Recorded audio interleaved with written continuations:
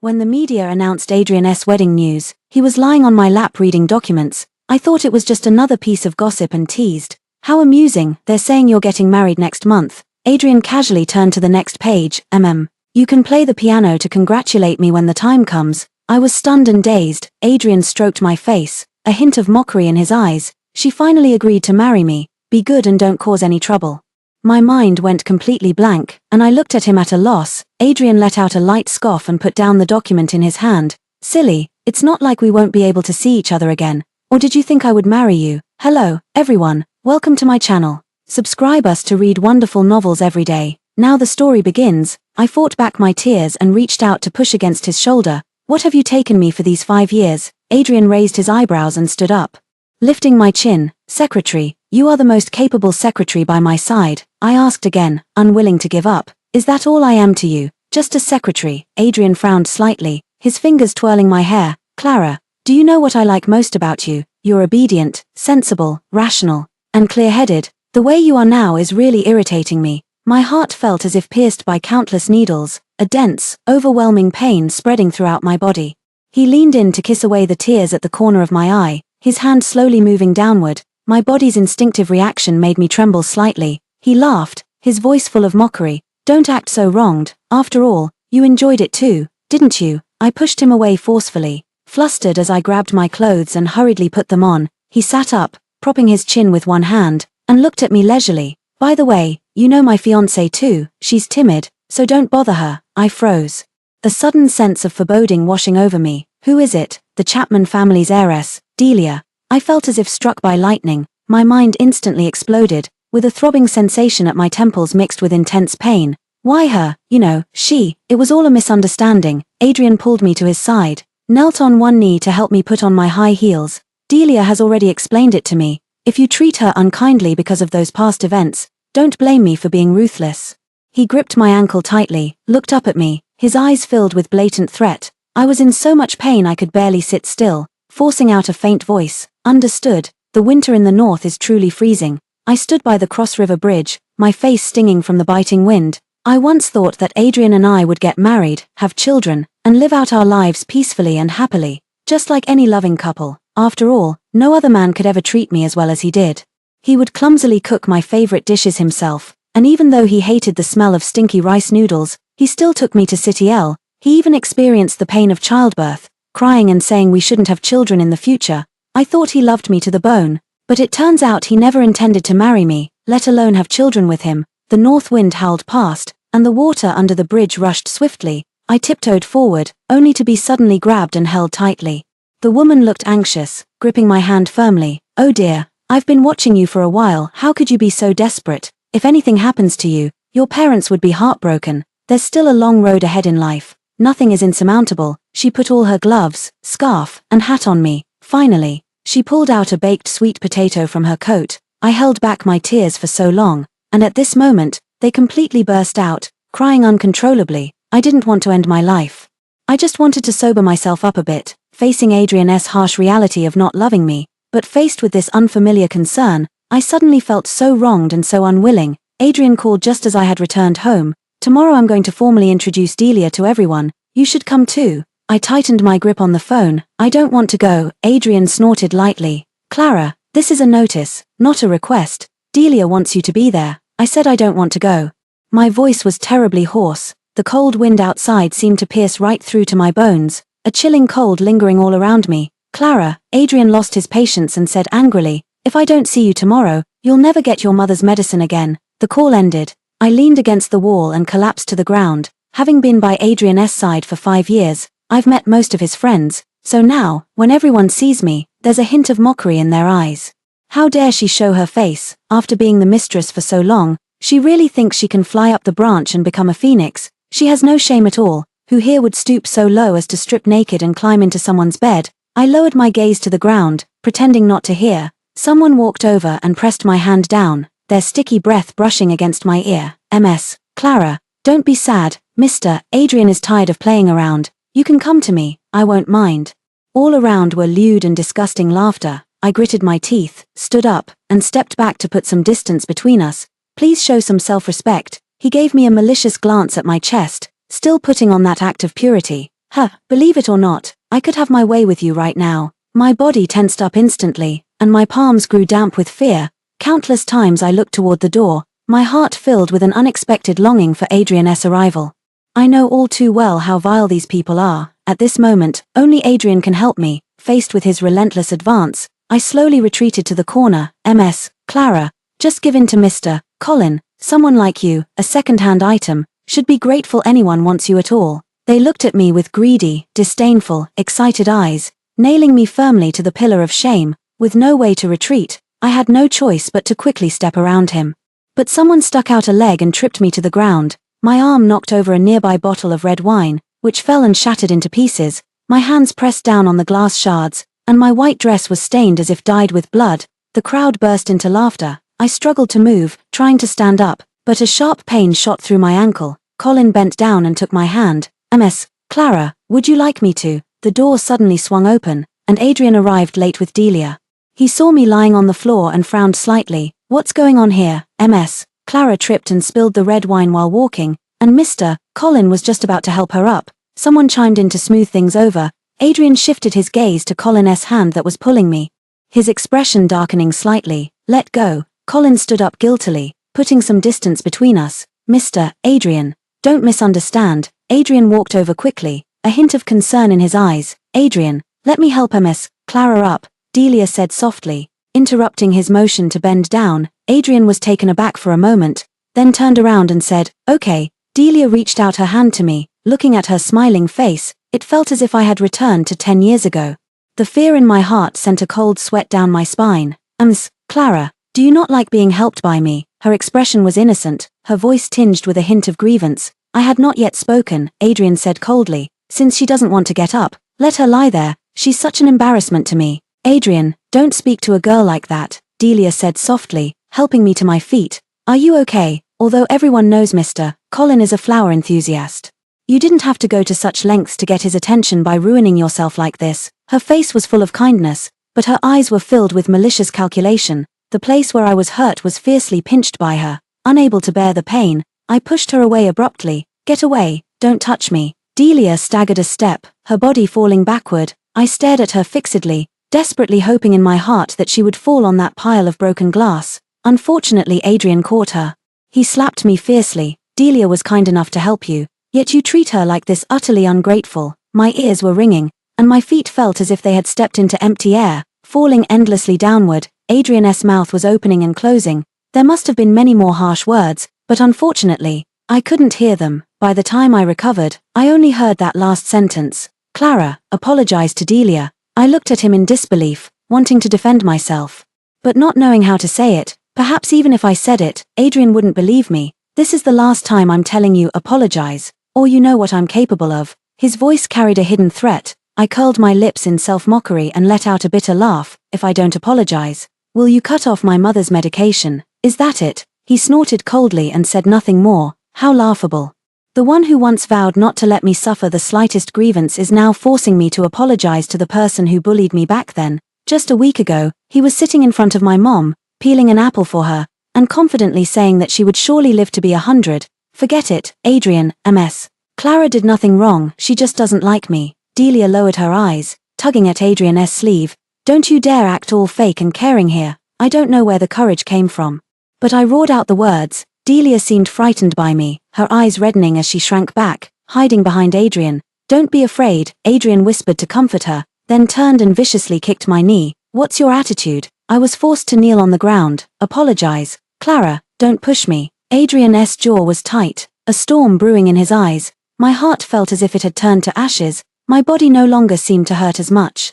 Only the special medicine developed by Adrian's company can cure my mother's illness. I can't give up my mother's life just for the sake of my dignity. I'm sorry, I was wrong. Please forgive me.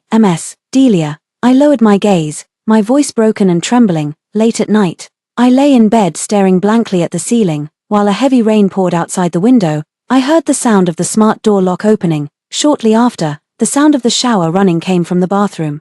I turned over and closed my eyes. The other side of the bed sank, and I was pulled into a damp, cold embrace. Does your face still hurt? He asked in a flat tone. We've already broken up, I said calmly, pushing him away. He chuckled softly, still angry. It's just an apology, isn't it? I tightly clutched my clothes. Stop it, I'm feeling really unwell, he said in a hoarse voice, burying his head in the crook of my neck. Why don't you go find Delia? After all, we're not married yet.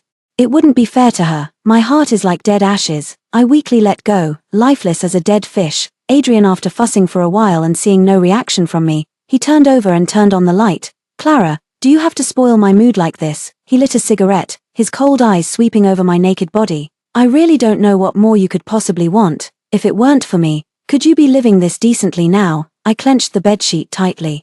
Tears silently streaming from the corners of my eyes into my ears, he forcefully turned my face toward him and froze upon seeing my terribly swollen, red eyes. His phone on the bedside table suddenly buzzed. It was Delia calling. Adrian, it's thundering. I'm so scared. He comforted her softly for a few words and quickly got dressed. He turned and looked down at me, his voice icy cold. Clara, you should reflect on yourself. Don't cry at the drop of a hat. Crying doesn't solve anything. Yes.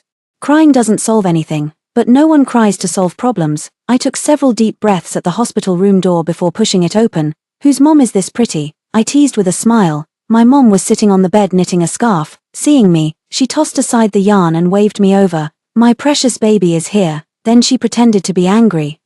You haven't come to see me for days. I happily threw myself into her arms. But I was just here 2 days ago.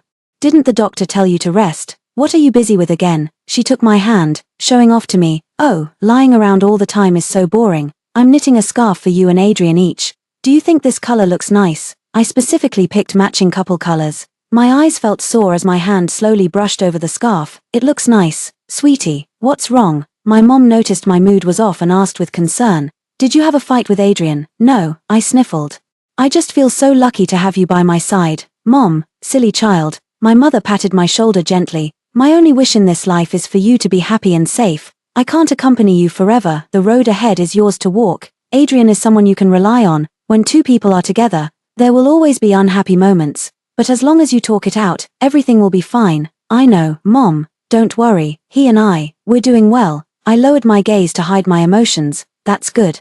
My mother nodded with relief. When he's not busy, you should both come over and, cough cough cough asterisk. My mother suddenly started coughing uncontrollably, gasping for breath, her mouth filled with blood. Doctor, doctor. I quickly pressed the call button. A wave of immense panic washed over me. After emergency treatment, my mother was temporarily out of danger.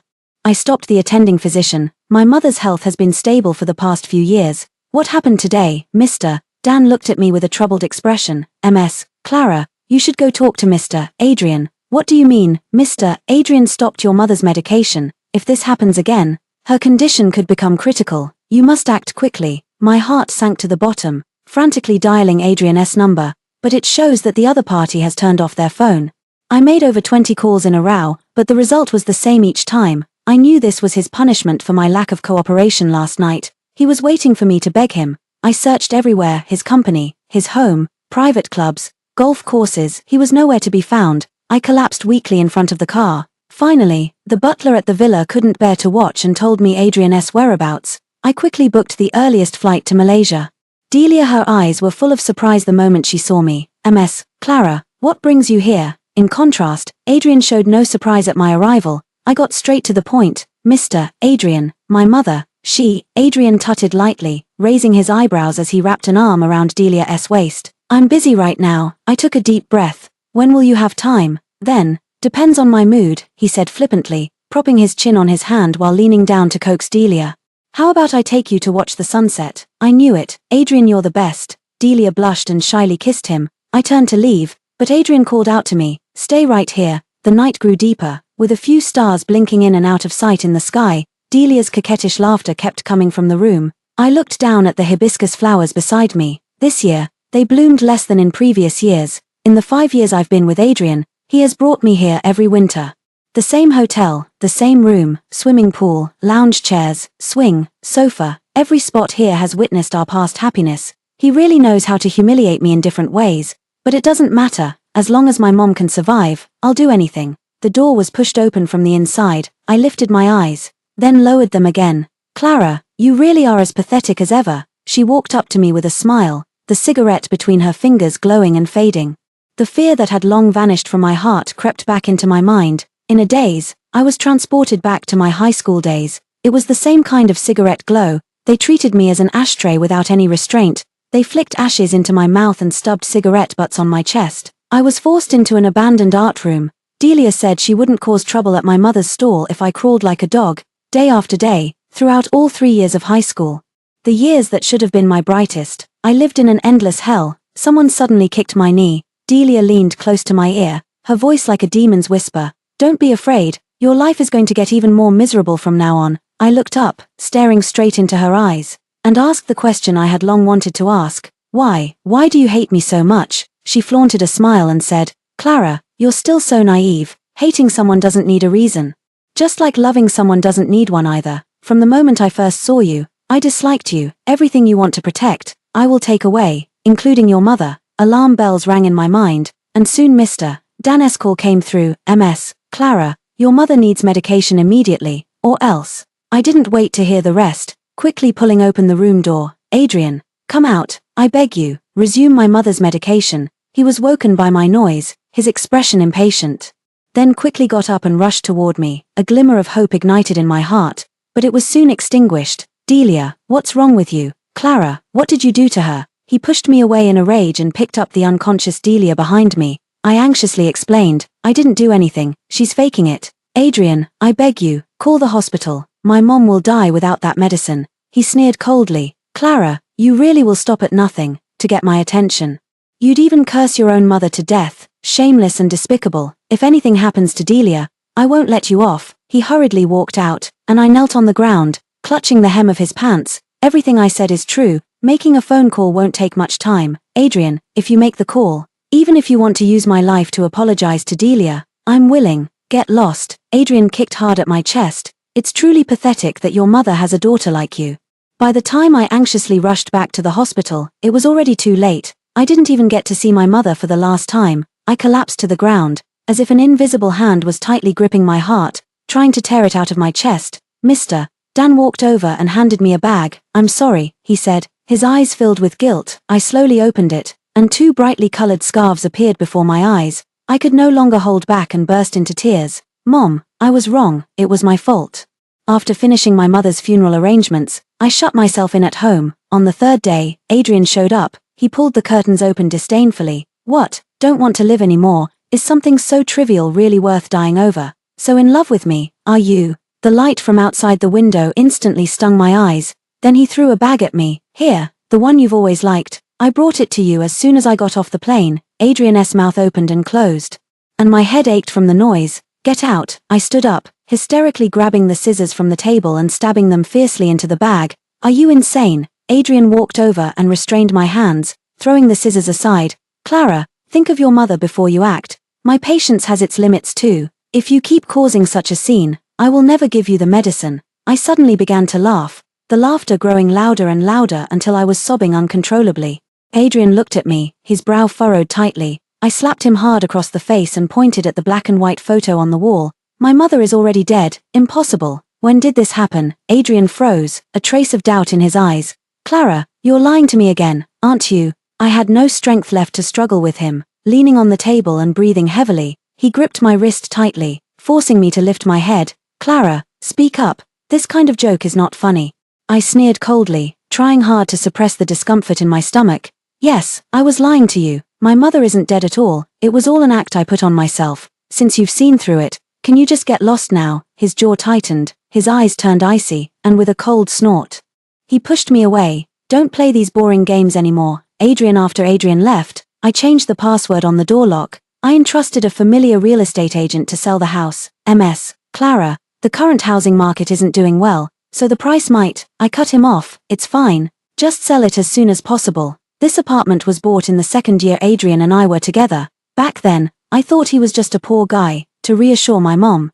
I worked multiple jobs to save up for the down payment, intending it to be our future marital home. Later, his true identity was revealed, and in a fit of anger, I broke up with him. He stood downstairs in the pouring rain all night until the early hours, pitifully begging me, "Clara, I was wrong. Please don't leave me." Worn down by his persistence, my heart softened, and I made him ginger soup to ward off the cold. I thought I had found true love.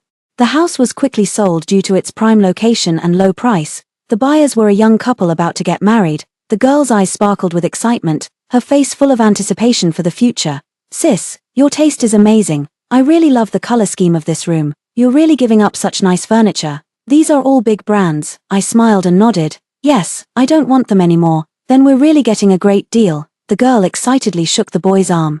Although I bought this house, the decoration and furniture were all chosen by Adrian. He has always had his own unique style. The cost of the renovation ended up exceeding the price of the house. I packed my bags as quickly as possible and sent my resignation letter via email while on the high-speed train, then blocked Adrian's all contact information. I know Adrian too well, arrogant, narrow-minded, and selfish. Everything in life must go exactly as he expects. Once derailed, he would be filled with rage and resentment. My silent departure would undoubtedly be the greatest betrayal to Adrian. I had no power or influence, so I could only bet on his lingering resentment toward me. With that sliver of resentment, I could bring about his downfall. Adrian looked at Clara's resignation letter on the computer and angrily smashed the teacup in his hand.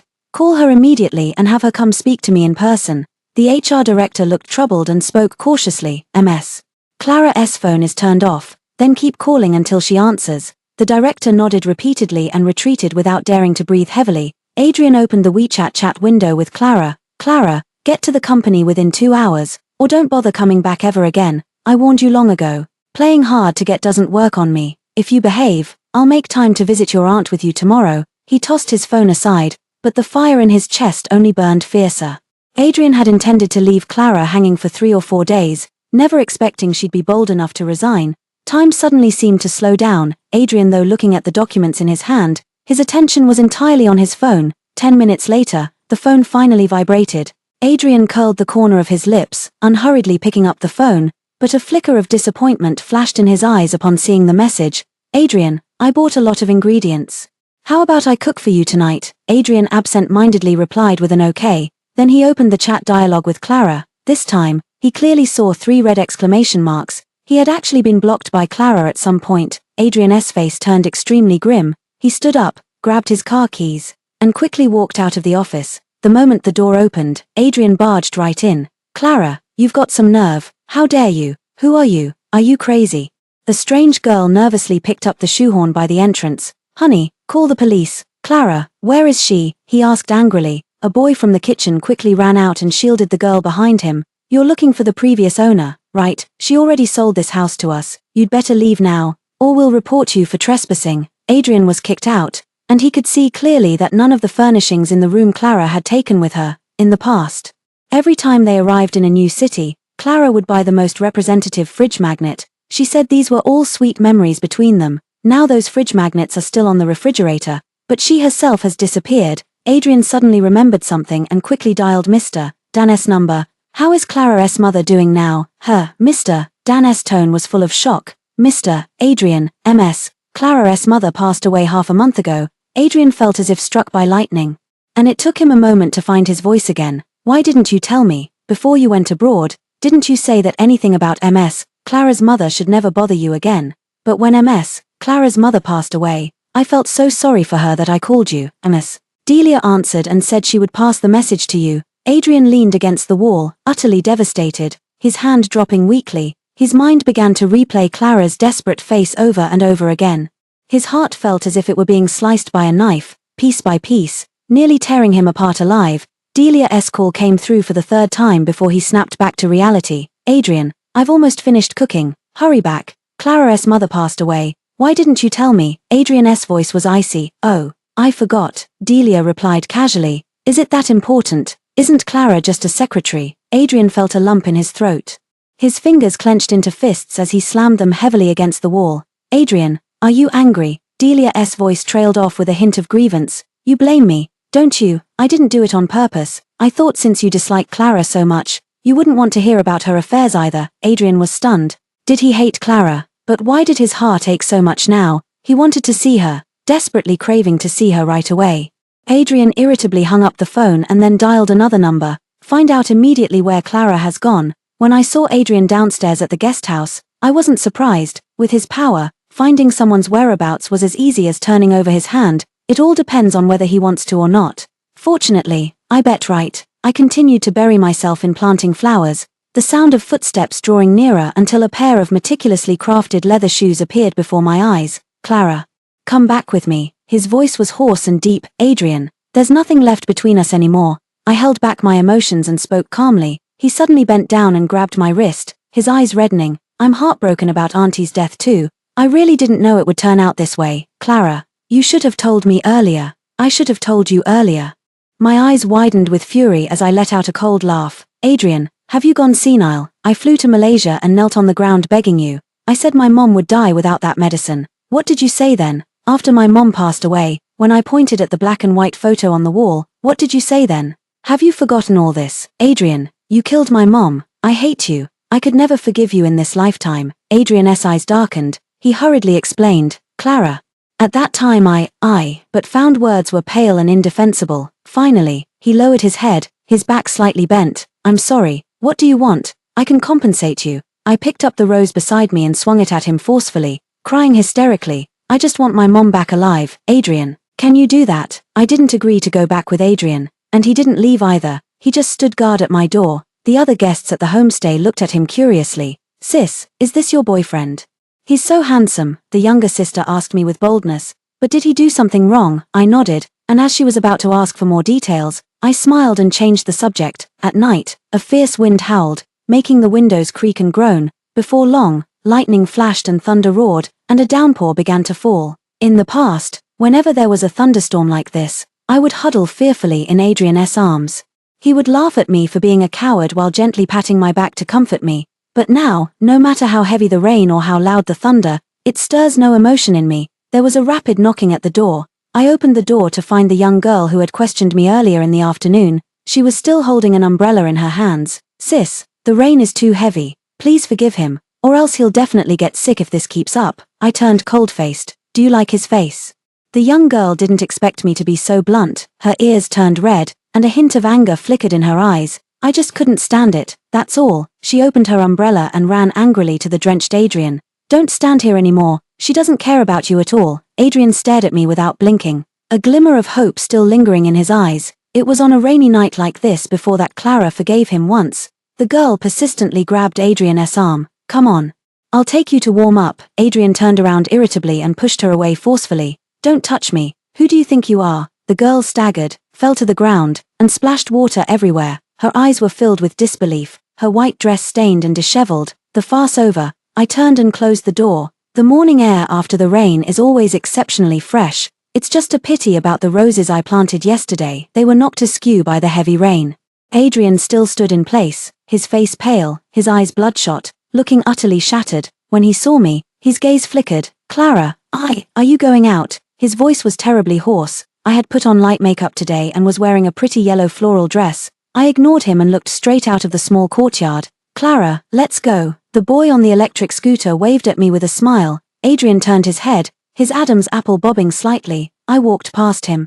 But he grabbed my wrist. Who is he? Friend. My tone was flat, my gaze falling on his hand. Let go. Adrian's lips moved, but he said nothing, the light in his dark eyes sparse and shattered. I shook him off forcefully and quickly took a seat in the back, letting the guy help me put on the helmet. Adrian stood frozen in place. His dark eyes soon glazed over with a shimmering wetness. In an instant, his head spun and the world turned upside down in his eyes. When he woke up again, Adrian had already returned to City J. Delia was sitting by the bed, wiping sweat from his forehead. Clara, Adrian felt weak all over, struggling to sit up. Delia held him down, her voice tinged with anger. What are you trying to do? You still have a fever. Get off. Who told you to bring me back? Adrian roared, the veins on his arms bulging from the strain. Delia was both angry and heartbroken. If I hadn't brought you back, you'd be dead. Adrian, snap out of it.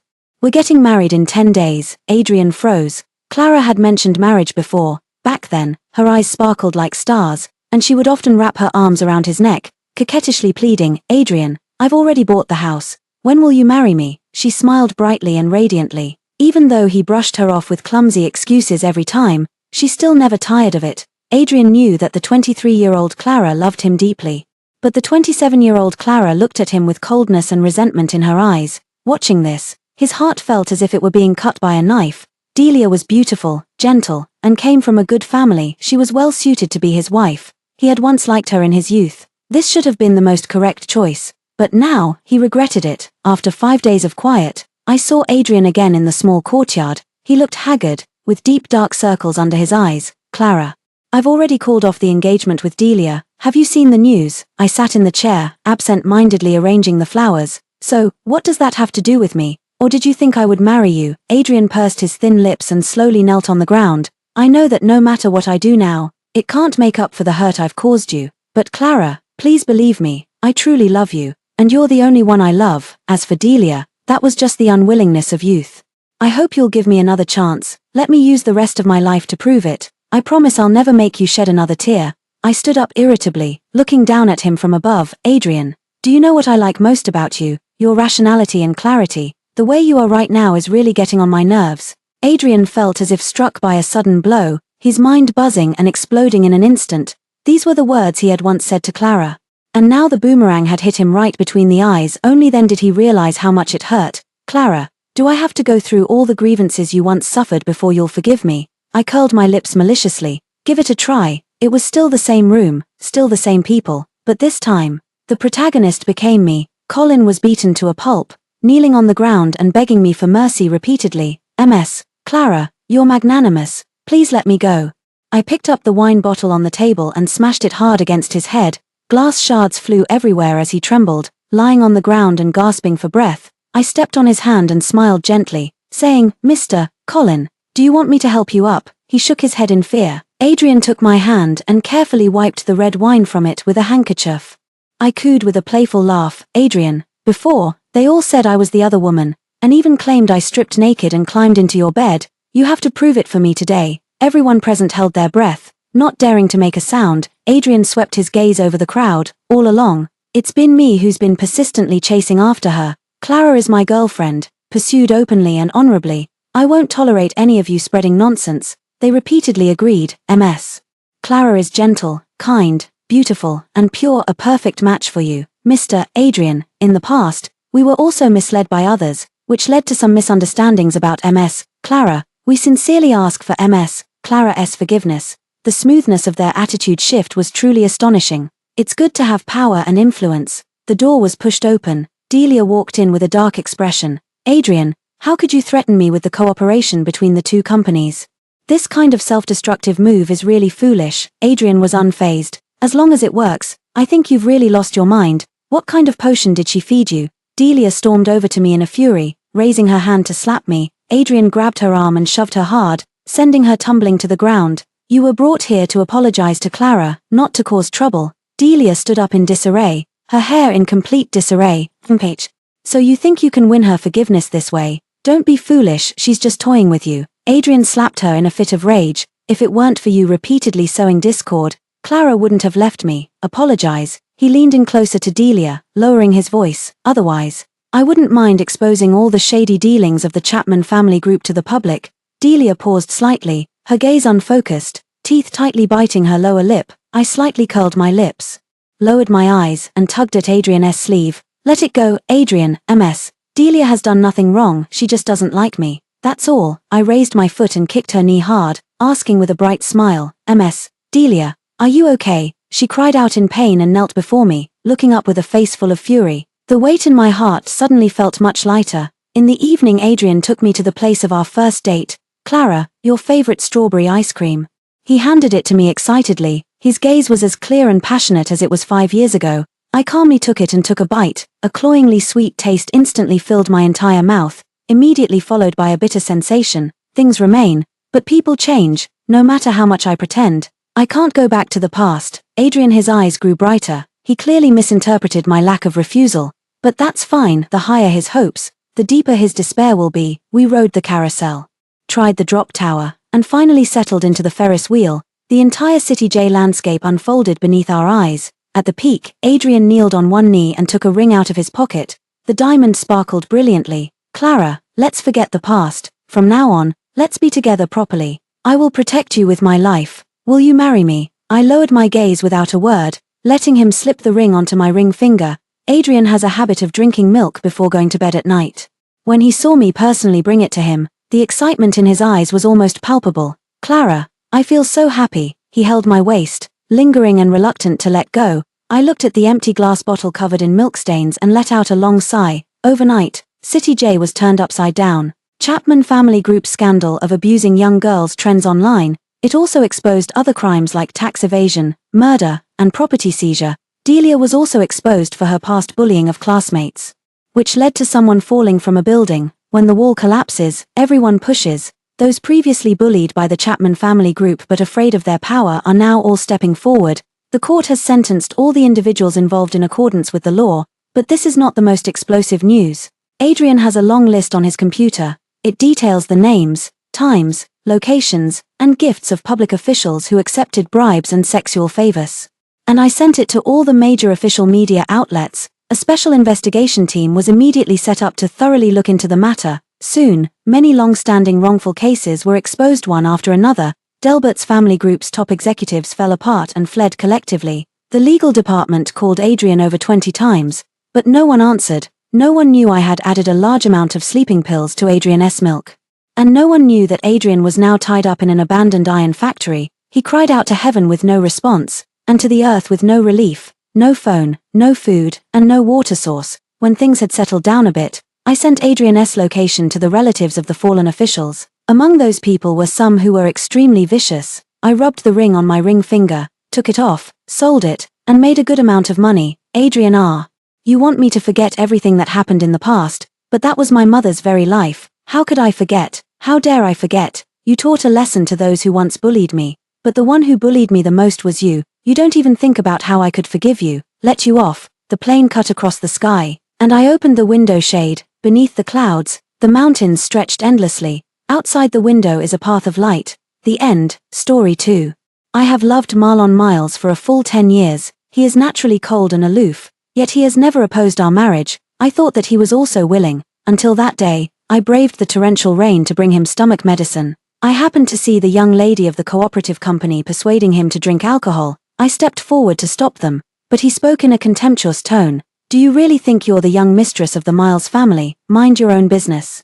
In the bustling bar, my tears fell together with the rain. Marlon, from now on, your affairs have nothing to do with me. The lights and shadows in the bar intertwined. I held the stomach medicine in my hand, feeling icy cold all over. The playful and disdainful glances of the people around fell on me, but what stung me the most was Marlon's impatient expression. He has a weak stomach and must take medicine after meals, otherwise he will have a stomachache. I had called him several times just now, but no one answered, so I had to ask someone for the address of today's gathering. When I was almost there, it started to rain cats and dogs. It was exactly the rush hour, and for a 500-meter road, the navigation showed that it would take half an hour. I was anxious to send the medicine to Marlon, so I ran here in the rain, under the dim light. Irene leaned against Marlon's arms, coquettishly feeding him wine. The man who always dislikes physical contact with others now let the girl in his arms do whatever she wanted to him. When I pushed the door open, her wine glass just touched Marlon's lips. There was an indescribable, ambiguous and charming atmosphere. A pang of sadness welled up in my heart. And what came to my mind was the pale face of Marlon when he was suffering from his illness. I blurted out, "He can't drink alcohol." The crowd fell silent all of a sudden. I subconsciously lowered my head and saw that my black leather shoes stained with mud and water left a small water stain on the floor. I suddenly felt a bit embarrassed, but what made me even more embarrassed was Marlon's response. He leaned on the sofa and softly said, "Do you really think you're the young mistress of the Miles family? Mind your own business." Without even looking at me, he tilted his head back and drank the whiskey in the glass in one gulp. All the words that I hadn't had a chance to say stuck in my throat. I opened my mouth, but no sound came out. I could only desperately hold back my tears, trying to make myself look less embarrassed. Seeing this, the others tacitly averted their eyes, treating me like invisible air. When they walked back and forth, they carefully bypassed me. A girl couldn't stand it anymore and handed me a dry towel, but she was immediately pulled away by her companion. "Why are you paying attention to her?"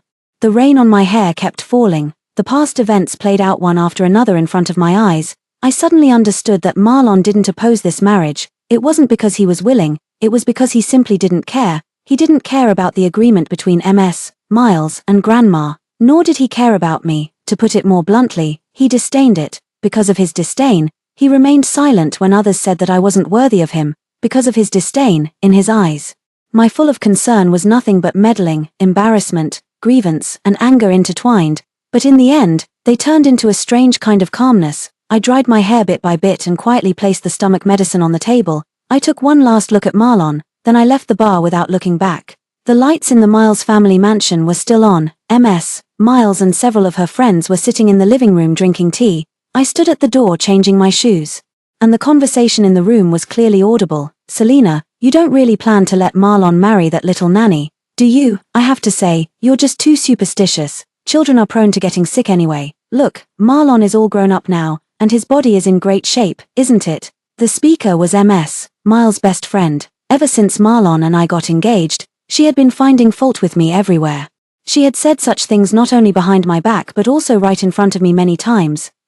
Miles sighed. "Rose is also having a tough time. She takes good care of Marlon. When Marlon gets married, I'll compensate her." Tears welled up in my eyes. I bit my lower lip tightly and suddenly remembered the way Miles had begged me not to leave with tears in her eyes. Marlon had been in poor health since he was a child. When he was 14, he had a life-threatening serious illness. In a hurry.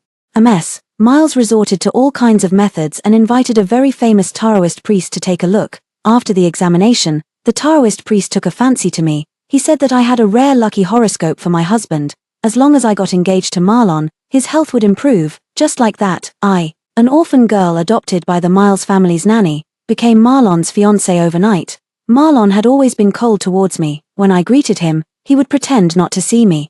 When I secretly looked at him, he would frown and turn around. Once he went back in advance due to something urgent. I didn't know that and didn't dare to look for him at school, so I could only keep waiting at the school gate. I waited and waited until it was dark and there was no one left in the school. Then I walked back to the Miles family's house with tears in my eyes. That day, I thought for a long time and finally mustered up the courage to talk to Miles about calling off the engagement. But Miles pleaded with me not to be angry with Marlon while crying. She also listed many things to prove that Marlon liked me too. I still remember a few of those words. "Rose, Marlon is a child who doesn't know how to express his feelings. He doesn't say it, but in fact, he can't live without you in his heart. If he didn't like you, why would he go to school with you every day? Why doesn't he have any contact with other girls? Why doesn't he oppose this marriage?" Just because of these words from Miles, I persisted year after year under Marlon's cold gaze. Miles also treated me better and better. Sometimes, I would even secretly imagine her as my own mother. But illusions are bound to be shattered after all. While I was trying my best to learn how to be a good wife and a good daughter, they had already unilaterally pronounced my death sentence. Even though I had lived in this house for 10 years, I didn't know if I should walk in at this moment. On the dark street, I called my college roommate Teresa. "Teresa, is that offer of working in the United States you mentioned last time still valid?" When I got back to the Miles family's house, the tea party had already ended. Miles' face darkened a bit when she saw that I had come back alone, and her tone was also reproachful. "Rose, why didn't you bring Marlon back with you?" It was as if I had deliberately left Marlon outside.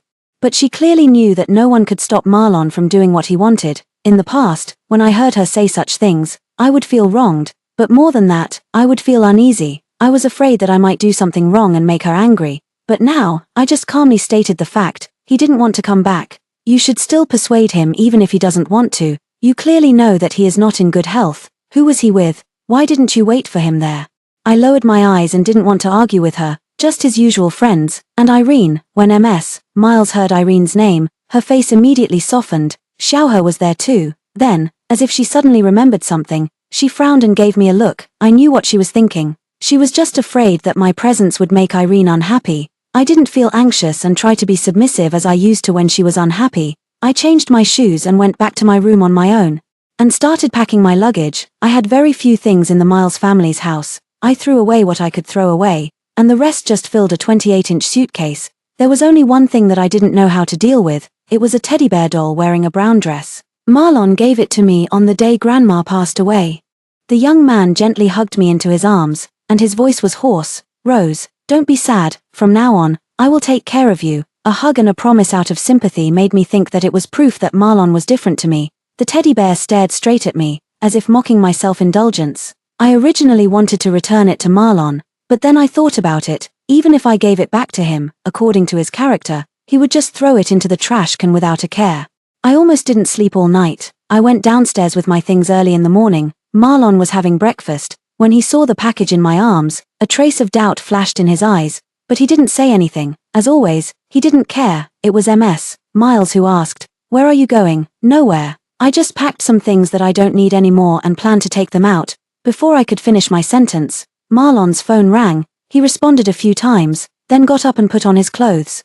There's something urgent at the company. I'll go there first, Ms. Miles reminded. Drive slowly on the way. No one cared about my answer anymore. I smiled self-deprecatingly and went out to take a taxi to the mall. The Miles family has a driver, but I never use him. I also earn my tuition fees and living expenses by working part-time jobs. In this way, I maintained my poor self-esteem in front of Marlon. It seemed that as long as I didn't take advantage of the Miles family, I could be a bit more at ease when facing Marlon. In the most prosperous mall in City S, the lights were dazzling. I stood in front of the counter, thinking of buying a brooch for Teresa as a gift. A familiar voice came from behind, with a hint of coquetry. Brother Marlon, do you think this necklace suits me very well? I turned my head subconsciously. The tall and stern man and the charming girl stood together, and anyone would say that they were a perfect match.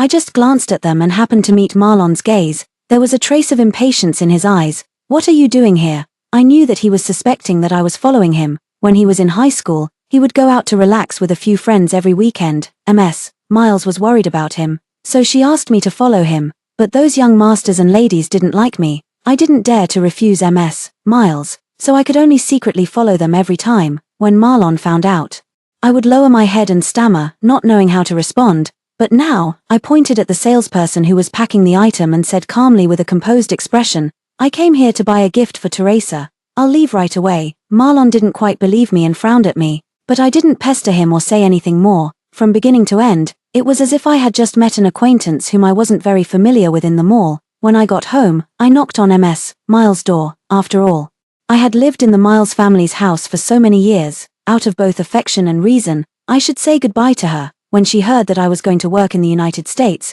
she stammered and asked me, going to the United States? Then what about your marriage with Marlon? The words we said when we were children don't count. When she heard me say this, Ms. Miles pretended to complain, but there was a look of relief on her face. You child.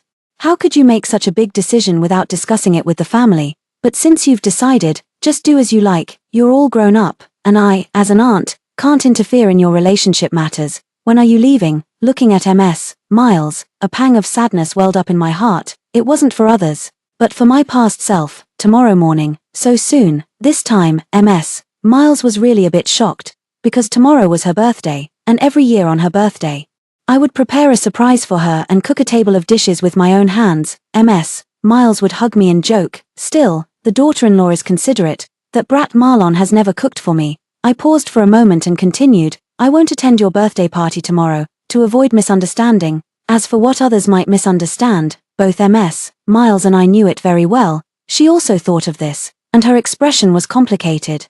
She hesitated for a long time and didn't say anything. I took it as her acquiescence. The next day, I went downstairs on time. Marlon was leaning on the sofa, carefully instructing the butler on the matters needing attention at the banquet. The fine black hair fell on his forehead, adding a bit of youthful charm to the always steady man. Irene was wearing a white evening dress and leaning against the armrest of the sofa. The two of them were so close that they almost stuck together.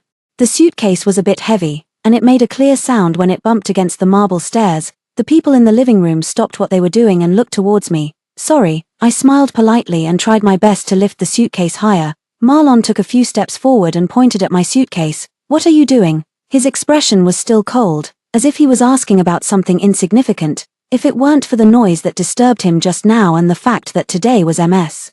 Miles' birthday, he probably wouldn't even bother to ask. I didn't want to talk to him more, so I gave a vague answer. I have some work to deal with and I'll be out for a few days. Marlon took a step forward and his expression was indifferent. Today is my mother's birthday. The matter is urgent. I've already told Ms. Miles about it. I tried to sidestep and leave, but he stood motionlessly in front of me, exuding an air of displeasure. When will you be back? I won't be back.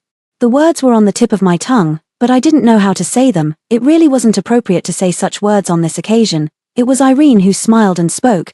Don't you make longevity noodles for Aunt G every year? Marlon said something to you a few days ago. You're deliberately not attending Aunt G's birthday today. People who don't know might think that the Miles family has done something to you. I pretended not to hear her words, pulled the suitcase, and quickly walked past the two of them. But Marlon didn't want to let me go and grabbed my wrist. The air was filled with a suffocating sense of oppression, as if the temperature had suddenly dropped a few degrees. Marlon's voice was deep and cold, and every word was filled with disdain. You're just an amateur designer. What urgent matter could you possibly have? You're just mad because I didn't give you face in the bar a few days ago. Is it really necessary? I stopped in my tracks. So Marlon knew that what he did would make me lose face and feel embarrassed. He just took it for granted that I wouldn't be angry. So he was so reckless. I turned around and looked at him seriously. My voice was not loud, but it was enough for him to hear. It is necessary. What? Marlon's breath caught for a moment, followed by a long silence. It was only when I stepped across the threshold that he spoke. If you want to leave, do it on your own. Don't order the Miles family's driver around. It was pouring heavily outside. Auntie Anna noticed that the atmosphere was not right and came forward to mediate. Miss, it's raining so hard outside. If you really want to leave, you should at least wait until the rain stops. She didn't know that I was going to the United States, nor did she know that I couldn't wait for the rain to stop. Marlon's voice became even colder. Auntie Anna, don't try to persuade her. Auntie Anna was almost in tears and kept muttering, if you get caught in such heavy rain, you'll surely get sick. My nose tingled with sadness. I whispered a few words in Auntie Anna's ear, and then she let go of the hand that was holding me. Marlon didn't know that I had never ordered anyone in the Miles family around. The car that I had booked in advance had already arrived at the door. When I walked out, I could still hear Auntie Anna making her last attempt. Master, miss, she really left. Marlon's reply was devoid of any emotion, and his words were as hurtful as ever. Let her go. Just make sure she doesn't come crying and begging me to take her back later. The Miles family's house was very close to the airport. After checking in, I still had a few hours to spare. I found a restaurant and sat down, then started looking at the design drawings. Teresa had almost everything ready on her end. She was just waiting for me to go there and start designing the first batch of ready-to-wear clothes. I lowered my head and sketched on the tablet, and my mind began to fantasize about my life in California, a life that belonged only to me, where I didn't have to please anyone anymore and didn't have to be a personal nanny 24 hours a day. Suddenly, the light was blocked. I was just drawing the lace details of the cuff, and I looked up impatiently. Excuse me, please move aside. What came into view was Marlon's face filled with anger. He stood in front of me, his hands in the pockets of his trousers. His slightly wet hair was sticking to his forehead, making him look a bit dejected. Rose, have you had enough of this tantrum? I was momentarily speechless. So in Marlon's eyes, not attending Miles' birthday party and not enduring his cold words as I used to was considered throwing a tantrum. A sense of powerlessness washed over me. Instead of answering his question, I asked him back, how am I throwing a tantrum? I've already told you that I have work to deal with. I also informed Miles in advance. Marlon sneered, and the rainwater slid down his unruly brow bone to his jawline. My mother has been so good to you. Of course, she wouldn't go against your wishes. She's crying alone in your room now. I admit I was wrong about what happened in the bar the other day. I'm apologizing to you. Okay, my brush stopped. I keenly caught the key words in Marlon's words. Miles was crying. Then did she know that you came to ask me to go back? No, if she knew, she definitely wouldn't want to force you. As if to confirm Marlon's words, Irene's call came in. Brother Marlon.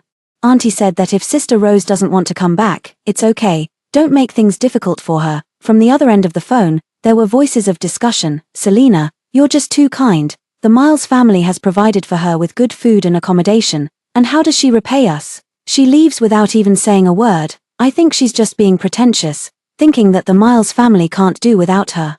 I bet that Taoist priest back then was probably hired by her grandmother to deceive people. Yeah, there's no such supernatural thing in the world. Maybe that old nanny was the one who caused young Master G's poor health back then. My heart felt as if it had fallen into an ice cellar. I stood there, stunned, my body trembling. I was waiting for Miles' response. After a few minutes, when the discussion had even extended to whether I would secretly climb into someone's bed at night.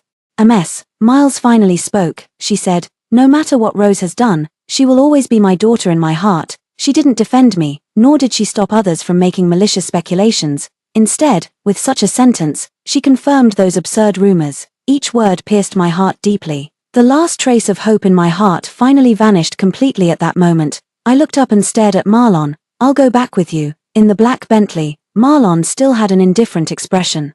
Seeing that I was silent and looking out the window, he consoled me in a condescending way. If you go back and admit your mistake now, Mom will forgive you. The Miles family knows what kind of people you and your grandmother are. You don't need to take to heart what others say. A sense of powerlessness overwhelmed me. He was always like this. When I was on the verge of collapse and going crazy, he would calmly say, don't take it to heart. It was as if I was being unreasonable. But it wasn't him, Marlon, who was being slandered, so of course he didn't need to care. The car stopped steadily at the entrance of the Miles family's house. I didn't wait for Marlon and strode towards my room. Miles was still sitting on my bed crying, surrounded by a group of noble ladies trying to comfort her. Bang! The door hit the wall. When Miles saw it was me, a flash of panic crossed her eyes. Rose, why are you back? I threw my bag on the ground, and a dull pain surged in my heart.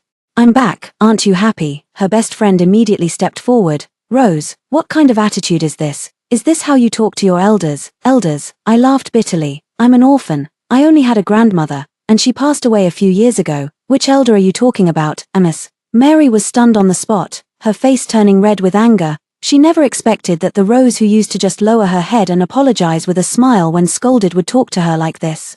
But there were always people willing to act as lackeys for the Miles family. A younger lady in the crowd spoke up. Miss Rose, which of your food, clothing, and daily expenses wasn't provided by the Miles family? You're just the granddaughter of a nanny. Without the Miles family, where would you get the money to study design? Everything you have today is given to you by the Miles family. You could even say that Miles is like your reborn parents. Others chimed in as well.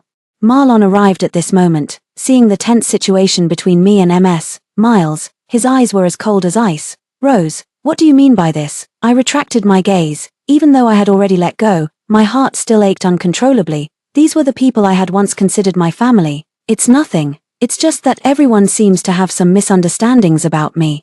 And I want to clarify them. Marlon still frowned at me. Rose, is there anything wrong with what they said? What exactly do you want to clarify? I didn't look at him anymore and calmly said, first, my tuition fees and living expenses have nothing to do with the Miles family. Someone laughed out loud. It has nothing to do with the Miles family. Could it be that she earned the money herself? Miles also looked at me with a pained expression. Rose, I know you care about your face. But since you had a marriage contract with Marlon before, no one would say anything if you used his money to pay your tuition fees. Her face was calm, but there was a hint of dissatisfaction in her eyes when she looked at me. As for what she was dissatisfied with, of course, it was my lack of sense in coming back to the Miles family and causing a scene at the banquet in front of so many people. I smiled at Marlon. Mr. G. Your mother said it's okay for me to use your money to pay my tuition fees. What do you think? Of course it's okay, Marlon replied instinctively. But halfway through, he suddenly looked up. Mom, weren't you the one in charge of Rose's school expenses? So that's how it was. Both mother and son thought that I had taken advantage of the other. No wonder they had been bossing me around. The other guests couldn't sit still either and exchanged glances with each other. All the people present were seasoned business people. Seeing the reaction of the Miles family's mother and son, they understood what was going on. Only Mary, Miles' best friend, was still pressing the attack. Tuition fees and living expenses are just small matters. You've lived in the Miles family's house for so many years. Which aspect of your food, clothing, housing, and transportation wasn't taken care of by Selena? I ignored her aggressiveness and continued. Second, if we really want to calculate, it should be the Miles family that owes me. I lived in my own home before I turned 18. After my grandmother passed away when I was 18, I moved into the Miles family's house. Mary seemed to have found something to hold against me. That's been 5 or 6 years. You lived in a villa in the most expensive area of City S, and you ate ingredients that were airlifted from all over the world every day, leaving aside how much you've seen and experienced. Just the accommodation and food expenses alone are enough for you to pay back, and you still have the nerve to say that the Miles family owes you. Someone chimed in. Yeah, there were dormitories in the university, but she still commuted between the school and the Miles family's house every day. It's just that she disliked the dormitory conditions. When Miles heard this, her expression softened a bit, and Marlon stared at my face, not knowing what he was thinking. I looked at the person who spoke and smiled slightly. My grandmother was Marlon's nanny, but after she passed away, the Miles family didn't hire a new nanny. Guess who did all the work she used to do? Surely they wouldn't ask a live-in nanny to pay rent as well. The room fell silent. Some people also remembered my past in the Miles family. Yeah, the little girl has been quite hardworking. I heard that the one in the Miles family has poor health and is picky about food. So she gets up at 5 every day to cook porridge. My son also told me that Marlon didn't care about any miscellaneous matters at school, and it was all Rose who was busy taking care of things. Didn't Selena say that she regarded her as her daughter? Is this how she treats her own daughter? Miles' face, which had just softened, darkened again. I flicked my hair and was about to continue. Third, enough. Marlon, who had been silent from the beginning to the end, suddenly spoke up and broke the silence. Rose, come with me. We need to have a good talk. I sat on the chair, and a sharp pain stabbed at my heart. What was there to talk about? I had known Marlon for 14 years, and I had countless times wanted to have a good talk with him. But he had only left me with one cold back after another. Now he wanted to talk. Unfortunately, there was no chance anymore. I went on talking to myself. Third, those who speculate that my grandmother deliberately deceived us into the marriage can stop. I already told Miles yesterday. The marriage between me and Marlon is off. Miles, isn't that right?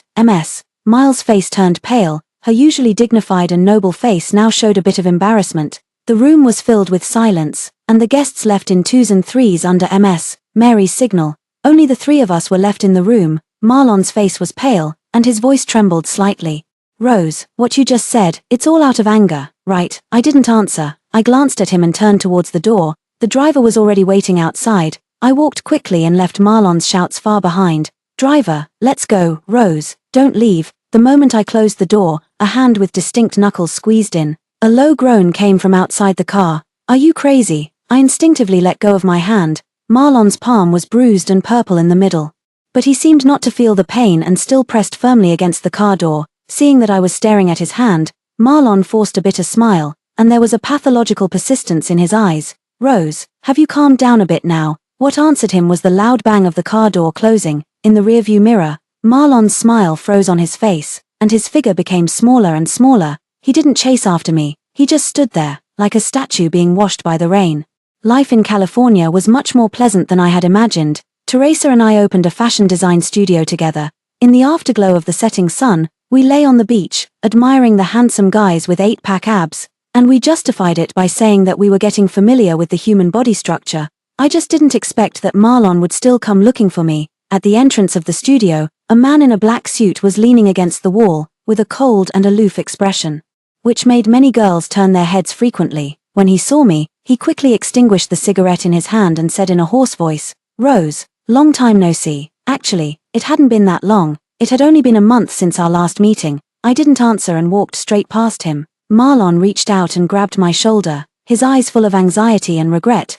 Rose, give me a chance to explain. Things aren't as you think. I was curious about what kind of explanation Marlon would give me. In the studio, Marlon looked around at my works with a complicated expression. Rose, did you design all these? Can I interrupted him. Get to the point. Marlon was a bit embarrassed, but seeing my impatient look, he didn't dare to say anything else. After a long while, he slowly said, Rose, I was really wrong that day in the bar. But it was because Irene was there.